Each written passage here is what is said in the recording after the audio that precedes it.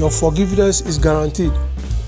1 John 1:9 says, if we freely admit that we have sinned and confess our sins, in spite of our best intentions and efforts, we all fall short of God's requirement. Read Romans 3:23. So what's the answer? If we say we have no sin, refusing to admit that we are sinners, we delude and lead ourselves astray, and the truth which the gospel presents is not in us, does not dwell in our hearts.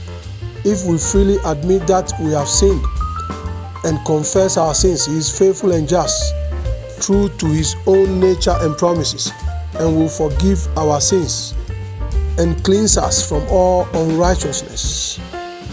Read John 1:8-9. When it comes to God's forgiveness, knowing is better than feeling. Here's how God's forgiveness works.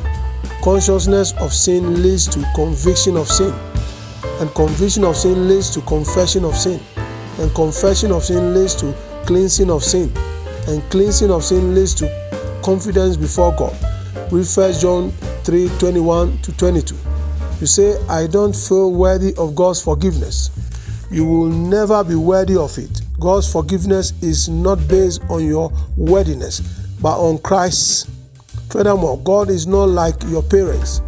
He doesn't insist you scream and be miserable for a few days so that you will learn your lesson before He forgives you. That will mean you play a part in earning His forgiveness. It's by grace and grace alone. Read Ephesians 2:8-9. Grace means undeserved favor. So when God forgives you, honor Him by forgiving yourself and move on. God bless you.